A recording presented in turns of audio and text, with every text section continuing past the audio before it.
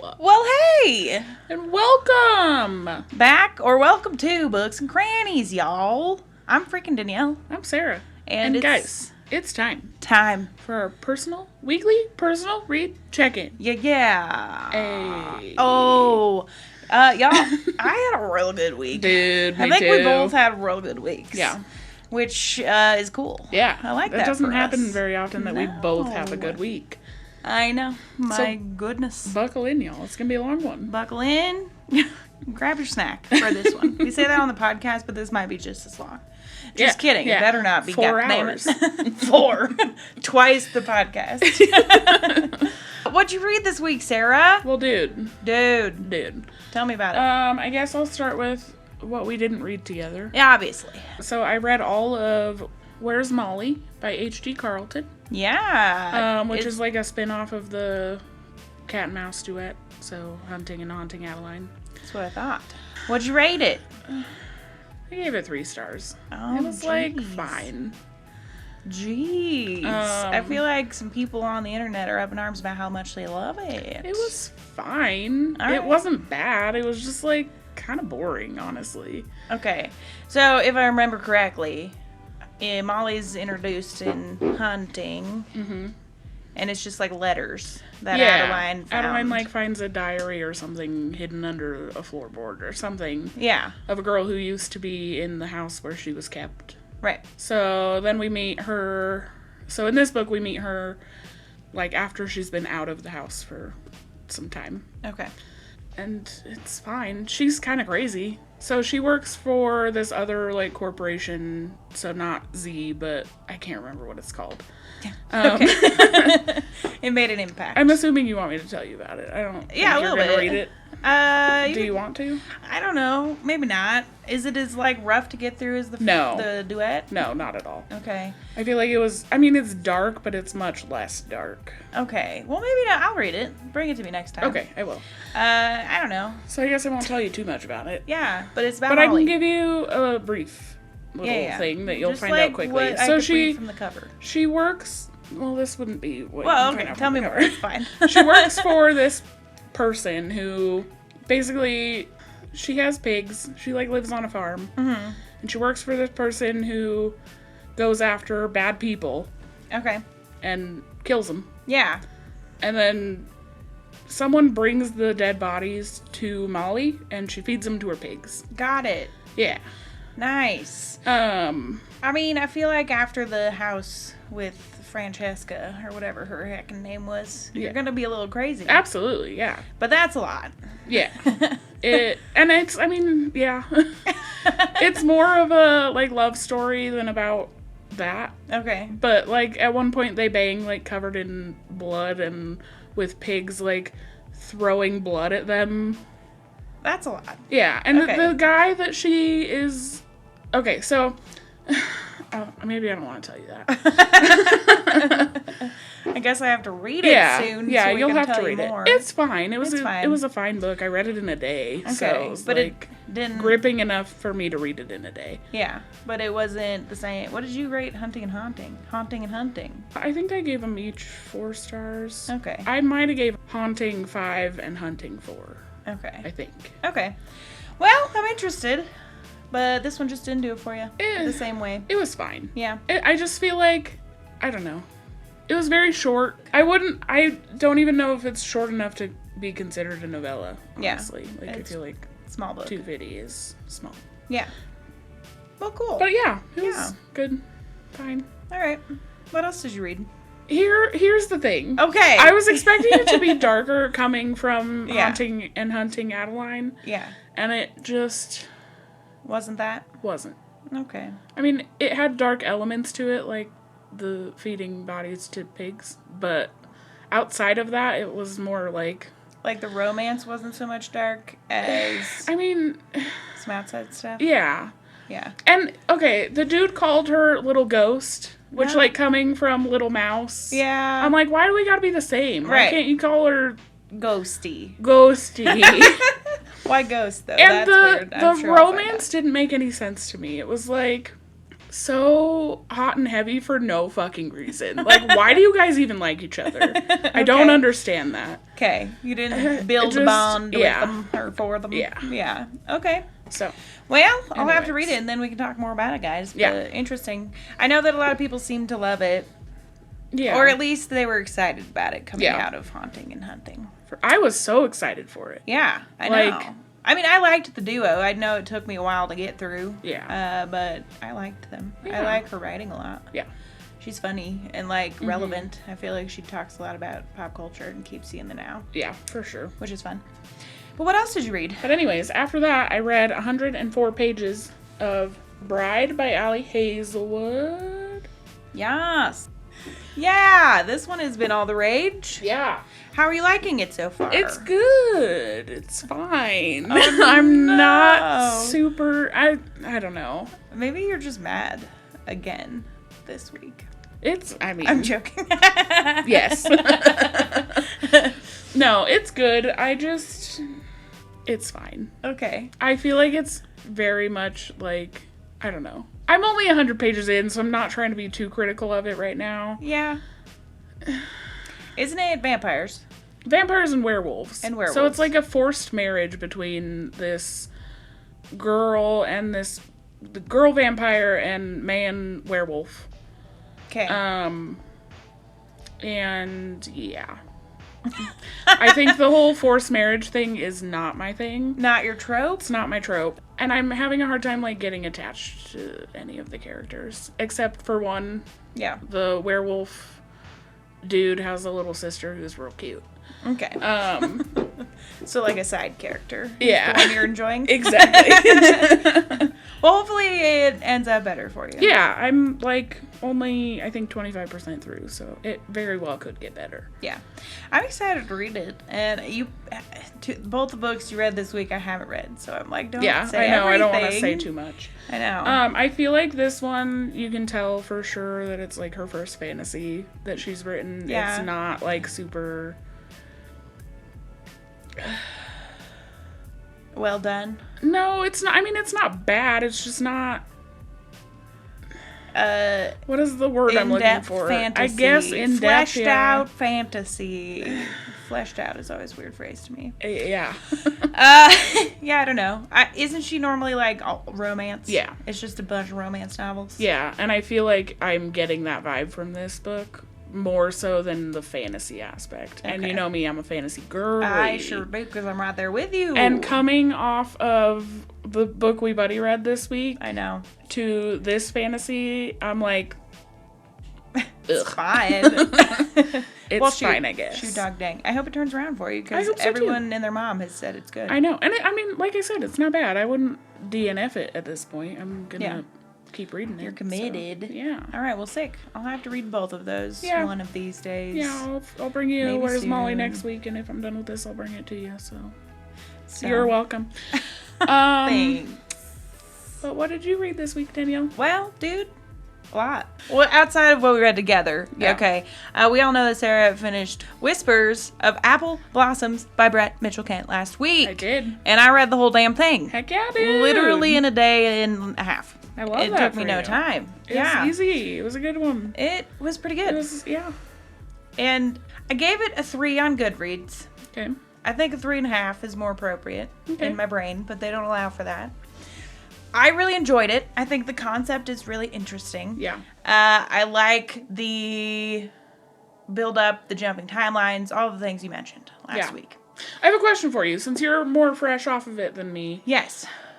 When the second character is introduced, who has their own chapters, Noor. Yeah. Does she jump timelines too, or is it just... No, it's just in present. It's like her experience at the house. I couldn't remember last week, but the more I thought about it, I was like, yeah. I don't think hers jumps at all. There was another character who had chapters too, but I don't remember if I'm correct. I'm probably not. Maybe. Who are you thinking about? I don't know. I swear that in the reading experience there was another one, but I don't know who it would be.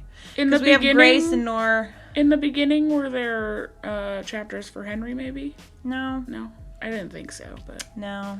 I'm trying to, think about what all happens in the book. No, I don't think there is. Maybe I'm tripping. But nonetheless, Edna, not Grace. I said Grace. I was like, who's Grace? Oh, Grace is the Noor's mom, I think. Oh, yeah. Anyway, I did really like the writing style, the short chapters. I really liked the concept of it because it's very different than anything I've read. Yeah. And I do agree that the ending caught me off guard. Mm-hmm. And I think why I rated it lower is because it caught me off guard in a way that I was like, it's a little too fantastical for what I was wanting out of it. Sure. And it's no shit on the book because it's wonderful and I still really enjoyed it. Yeah. But I was like, shoot, because I thought it was something entirely different. Yeah. To an extent. Sure. You know? Like, the whole premise being Edna thinks her dead husband is communicating through a plant, and it unfolds to be this, like, more sinister experience. It's not the husband, even though she thinks it has been. Yeah. And you get questioning about, like, you know, the people have gone missing in relation to her and this potential plant. Her house. There's like things about like a driver's license buried in the pot. And, like things that would make you suspect that like she's probably taking people and like doing them dirty. And I was like, no, it's got to be something associated with this plant. Like there's got to be more to it. Maybe the plant is haunted. Yeah, or something. Yeah. And the end was just a lot. Yeah. Sorry. That's okay. Not trying to play footsies with you. You are, but it's fine. The end caught me off guard, I think. And I think, I don't know, maybe I wanted it to be something else, and that's why I rated it less, even though that's not what the book is. Well, I mean, that's fair, though. Yeah, I just think that's where, in my mind, it was leading, and so the ending was kind of like, whoa, that's a lot. Like, that's more than I thought, and kind of, I don't know, very kitschy. Maybe that's not the word. I don't know. It felt like a weird solution. That's fair. That's fair. I feel like, I mean, we've talked about it a little bit. Yeah. And we had different experiences in the aspect of, like, what we thought was going to happen in the end. Mm-hmm. And so I was on a completely different, like... Yeah. I thought the bitch was crazy and that she was murdering people and, like, hiding things in the plant. Yeah. And I thought maybe, like, she had dementia or Alzheimer's or something. Yeah. And... She did definitely have, like, deteriorating mental health. Yeah, for sure. But I thought that she was, like, absolutely crazy and violent. Shit. Right. I could see Not that the plant was violent. Yeah. I definitely, like, toyed with both of those ideas. Yeah. But I think that... from the beginning, like when it talks about or had talked about her relationship with the plant from the beginning, like where she would leave her bedroom door open and like come get snuggled at night by this ethereal being. I was like, okay, it's got to be something associated with this plant. I thought it was Henry's ghost for a while, and I was like, okay, that plays along with the idea of it being her husband. But then when Noor appeared, I was like, no, it's not that. Yeah. Especially with like the stair situation and, you know, when she stays in the room and like is being watched at the door and stuff. I was like, this is definitely something sinister attached to the plant. See, I thought it was Edna. I thought Edna pushed her down the stairs.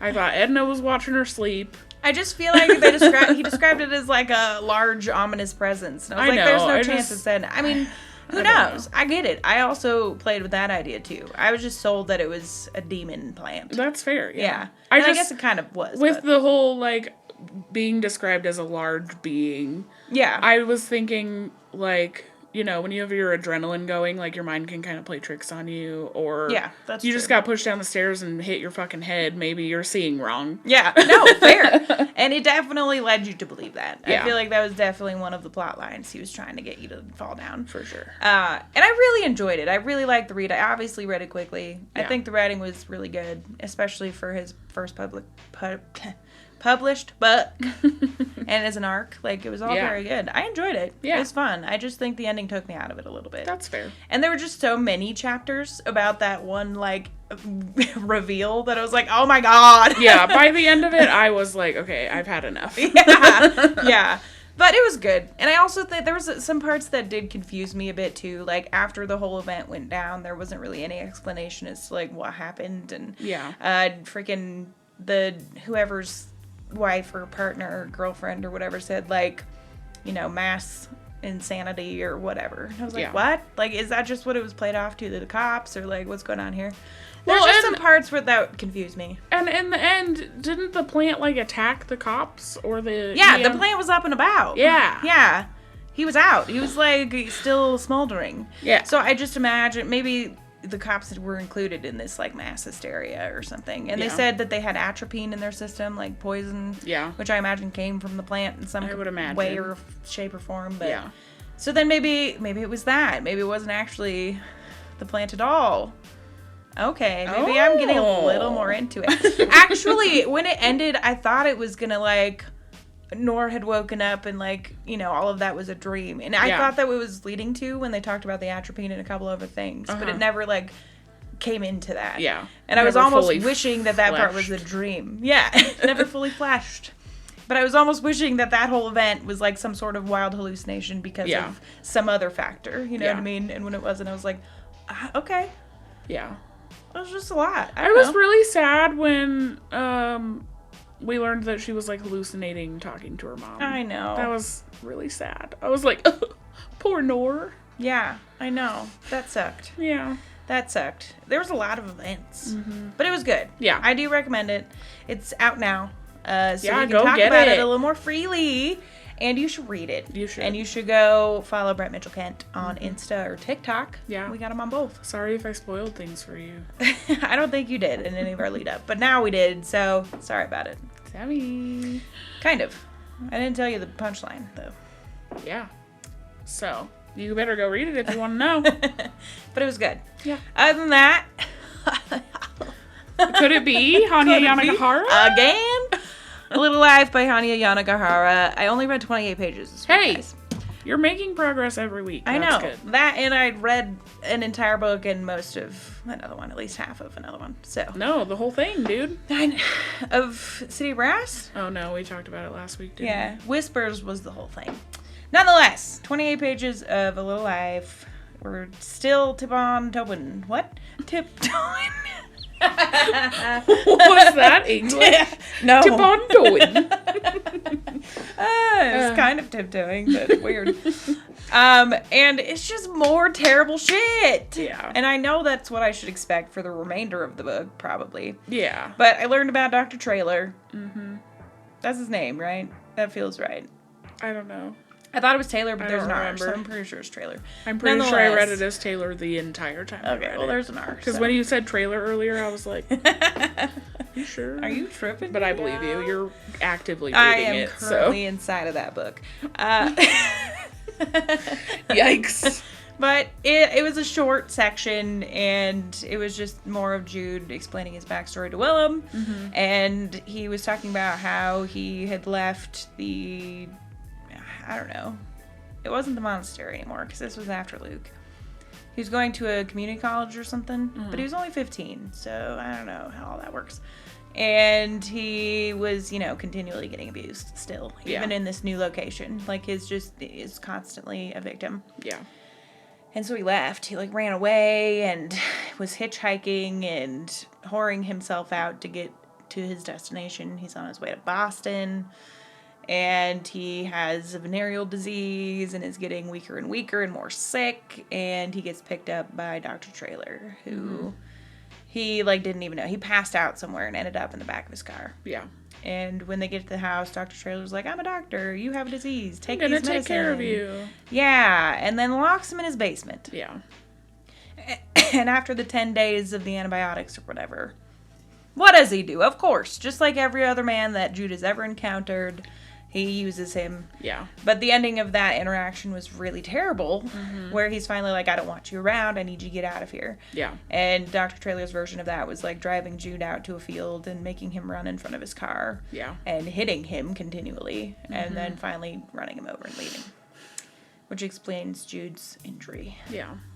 So that's what I read about this week. It's terrible, dude. I know, it's bad. It's really horrendous. I can't even... Just the horrible luck, and I don't know if it's all of these males that he's encountering can tell that he's been abused and is vulnerable. Yeah. Or what, or know his history enough to be oh, well, I can do the same thing. Yeah, well, I feel like he definitely has this air of vulnerability around him. He's not at all comfortable in his own skin. Yeah. And that automatically, I feel like, makes you a target. Yeah. Like, oh, I can take advantage of that person. I know. Whether it be sexually or otherwise. Yeah, it's just disgusting to imagine that there's that many predators in one person's lifetime of interactions. And I guess it's like teenage years up through. I imagine he gets to Boston and starts college and all these things soon in his story. But, like, to imagine that many people finding one kid, it just is, like, fucked up. Yeah. It's terrible. Disgusting. It's really disgusting. Yeah. So, yeah. But I'm, like, 86% of the way through. I'm almost You're done. so close. I know. Saw on Goodreads last night, you're, like, 100 pages. Oh, never mind, because Goodreads page count is incorrect. Rude. I remember having like 100 pages after. You're like, no. It is a good sized chunk, and those pages are, it's small text, thin pages. So even like a chunk that looks like not so bad, the pages are thin. It's almost like a freaking, I don't even know what I was trying to say, a newspaper. Yeah. But I'm getting there. I'm close. Yeah, you've got like a little over 100 pages left. Almost 200 pages. Okay. You're at like 180 something. This is like my light reading in between all of our reading together. Yeah. Like when I have finished whatever we're reading or whatever. Yeah. But I'm getting there. You still really love it. Yeah. Yeah. One day. It's heavy, dude. I'm glad that you're taking your time because it's a lot. Yeah, it's not like my priority book, you know what I mean? Like, I'd want to finish it, but it's not the one that I pick up first. Yeah. If I have other things that I need to read. If you ever want to cry, though, it's a good one to pick up. Well, I think eventually tears are on their way. I will get there soon. Yeah. You'll hear the ending in my rating eventually, guys. Eventually. Maybe for Christmas. Maybe. No, it'll be before then. We just keep adding more books to the things we read together. We do. And it's been fun. It has been. So it's a freaking segue, guys. Yeah. You know how we talked about City Brass by S.A. Chakraborty last week? Well, we finished it, dude. We did. What did you rate it, Sarah? I gave it 5 stars. What did you rate it? Did I? I also gave it 5 stars. So good. It's so good. Dude, the end. I know. It shooketh me to my core. Yeah. Tell me what made it a 5-star for you. You gotta go first. I always go first. Okay, shit. I really, really loved the concept behind this book, and I feel like I say that a lot about books. But as we've talked about last week, it's kind of outside of our normal fantasy wheelhouse. And I really enjoyed the writing. I really enjoyed the character building, and sort of you're questioning a lot of things kind of all the time. So many things. It's really complicated. It's definitely like an epic fantasy. Like there's a lot of twists and turns. There's a lot of characters to keep track of. There's a lot of political landscapes to keep track of. Mm-hmm. And then this like undercurrent of magic. I don't feel like the focus is magic. Yeah. And I don't know. I really loved it. I'm like, what else can I say? I know. It's just so good. The ending threw me for a freaking loop a little bit. Mm-hmm. And I am very excited to know what happens next. Like, it was a book where it's a trilogy. And it was a book where I set it down and was like, I need more of this immediately. Uh-huh. And I'm like, if the book does that to me, I have to, it's a 5-star. Absolutely. If I'm like, no, I can wait several months, then it probably isn't going to get there. Yeah.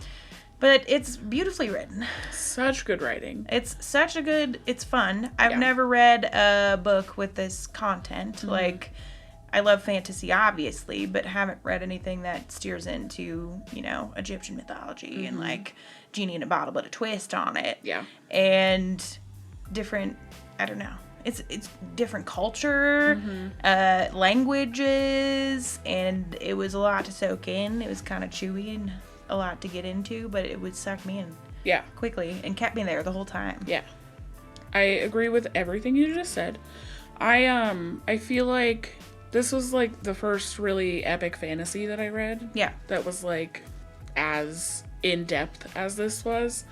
And I feel like I was really confused at the beginning, but the fact that it had me so sucked in that I kept going even though I was confused made it automatically 5 stars. Yeah. Because I, in the last 6 months, have come to the, like, decision that if I'm not enjoying a book, I'm gonna put it down. Because life is too short to read books that you're not enjoying. That's fair. And I was still enjoying it, even though I was confused as hell.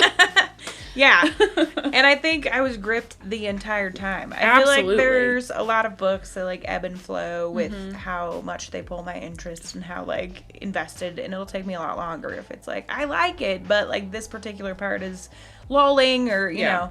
But no, the entire time I was like, holy shit, like what comes next? And I love the characters. Yeah, I'm invested in almost every single character. Like even the bad guys, I'm like, I want to know more. I know. I want to know it all. And there's so much history still that we don't know. And yeah.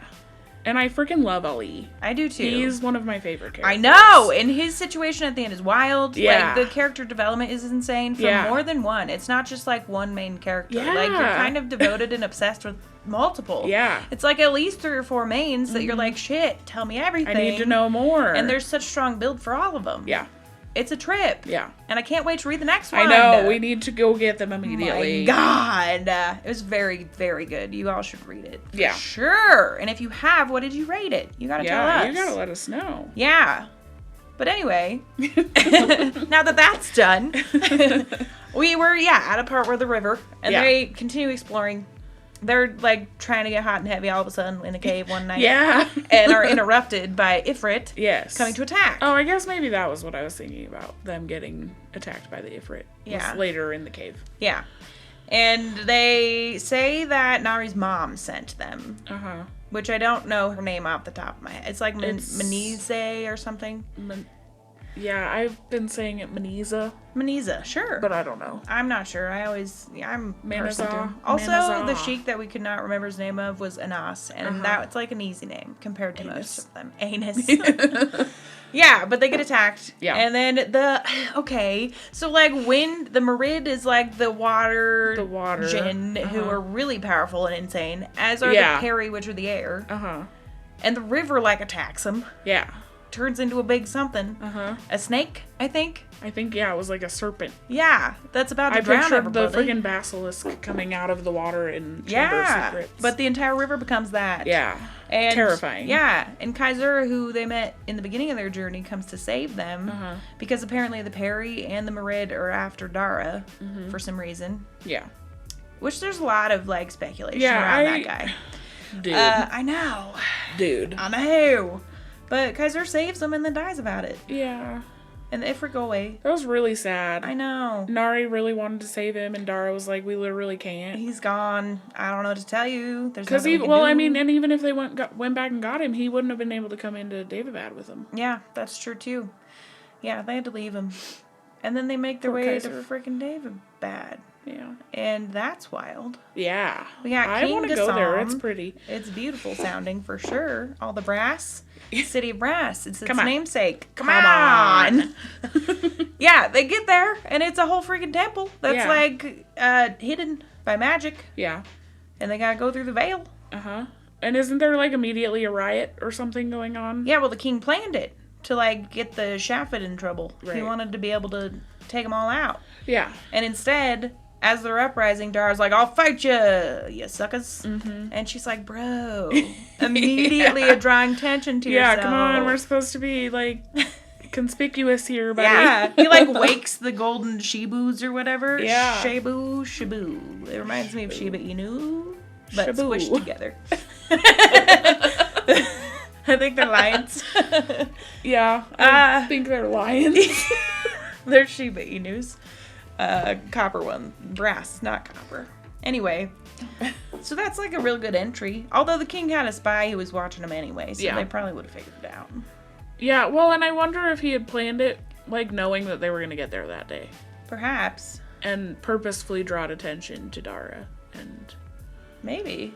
I don't know, I don't know. I think Ghassan did that because Ali just decided to not do any of the things he was ordered to do. Mm-hmm. Like crack down on the Shafit. He just like pretended like he forgot or something. And Ghassan's like, well, I am going to take it in my own hands. Yeah. But anyway, they get into the kingdom and Dara they somehow accept him. I thought that was kind of weird. And I know it was because he was Nari. But he was like this, legendary evil guy that everyone talked about. Yeah, and... I guess not the Deva, Nari's people. Yeah, I guess that's what I was thinking about, was the Deva. Because there's people, like, when they later go to the temple, there's people who are, like, all about Dara. Yeah, that's the Deva. Worshipping. Yeah, it's the Deva. The Nahid followers. Like him. Yeah, he thinks he's like a freaking god. Yeah, I mean... He kind of is. Yeah. Yeah, and they settle in, and Nari starts, like, learning how to heal. Mm-hmm. Is not doing a great job. No, she's doing real bad. She's got a assistant. Yeah. Nesreen, I think. Yeah.